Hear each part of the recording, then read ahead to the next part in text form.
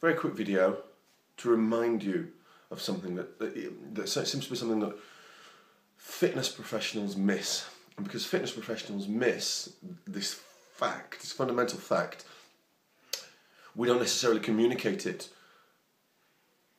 to the general public. And that fact that we miss, that I miss very often, the same as everybody else, is the importance of movement. Very, very simply, we want you to move your body. You don't need to be going to the gym. You don't need to be locked in to any one form of exercise. You do the exercise that you enjoy. Move your body. If more of us moved our bodies regularly, consistently, found the thing that we enjoyed, everybody everywhere would be so much healthier, physically, emotionally, mentally. All of these things count. So there's never any need to get locked into any one training modality, any one philosophy, any one school. You find what you enjoy, and you can dip in and out of things. You're not a traitor to the cause if you've moved from weight training to running. And I'd be careful what I say. Don't buy into this thing that cardio is evil. Sometimes trainers have bought into this thing that cardio is evil. I remember a little while ago reading something, a British trainer had said, cardio will make you fat. Cardio is not the most efficient. Traditional cardio, as in aerobic work, is not the most efficient use of your time if you want to get in shape and you have a limited amount of training time. However, to say that cardio is going to make you fat, let's use some common sense. Okay? Just use common sense. Exercise doesn't make you fat. There are some forms of exercise that are better than others, but it doesn't, right? It doesn't. Most important thing is you do what you enjoy. And as your lifestyle and as your goals change, which they do over the years, I'm speaking from experience here. Back in my day, I've been as heavy as 22 stone, which is, what's that? Well over 300 pounds. My goal was to be a beastly, massive guy. And as we mature, we age and our priorities change. It's not necessarily about right or wrong, it's about priorities changing. My desire for my body, my desire to carry that much weight, or even the same amount of muscle mass is definitely not the same as it was.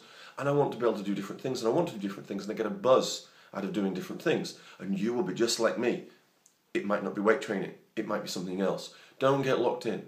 Don't get locked in. But I'm going to qualify this bit of advice because I'm giving you a well-rounded piece of advice that says, do what you enjoy. And it's super, super, super important to do that. But also, just remember, if you have 2 or 3 hours a week at most to train, which applies to nearly all of us, including me who owns gyms, I have very finite time these days. You need to do what's most efficient. So if you've got 3 hours, fat loss, health is your goal, low intensity, steady state cardio, jogging, walking, treadmill bullshit, recumbent bike arseholery is not the right thing for you to do. If it's the only thing you can do, if it's the only thing you can contemplate or you can physically manage, then it's by far the best thing for you because it's the only thing. But if you've got a variety of options, a variety of tools that you can employ, always try to pick the best bang for your buck. And this is where going to see a good personal trainer will help, even if it's for 1 or 2 sessions, because they can teach you things that you would never know yourself. It's where thinking about the things that are most taxing for your body. If something is taxing and hard and challenging for your body, the chances are you're going to get a bigger adaptive response to it than something that's easy. I use this analogy all the time. Strolling down to the bottom of your garden is the same as riding one of those flaming recumbent bikes. It's not going to make any real change for you. You need to push out of your comfort zone. I hope that this is a lesson that should be very, very simple, should be common sense, but people don't do it. It's like going to work Some of us go to work and we try to make an impact. Some of us go to work and it's just, we're just clocking on, clocking off. FaceTime. Nobody's paying you to go to the gym. Nobody's paying you to get your arse and pay gym subscriptions and any of these things. So it's up to you when you go into a gym or when you exercise outside, because you don't need to go to a gym to exercise. Don't fall into this trap. I'm showing up, therefore I'm doing a job. You're not showing up. You're not doing a job by showing up. You're doing a job by doing work. Work can take many forms. We can apply hugely different, strategies when doing it, but you still got to work. Right? It's a very individual thing, but you have to work. So this is Nick Mitchell. Work smart, work hard. You want to subscribe? The subscribe buttons. Please subscribe. We're trying to do as much as we can with YouTube these days. And any comments as usual. Tell me what you enjoy. It's interesting for me to know. What do you enjoy? Right? What type of exercise do you enjoy? Do you hate weight training? How could we?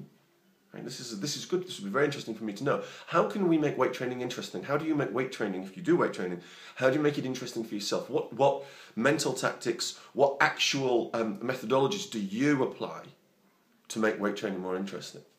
I'll be very curious to hear that. So I look forward to reading your thoughts. Thank you.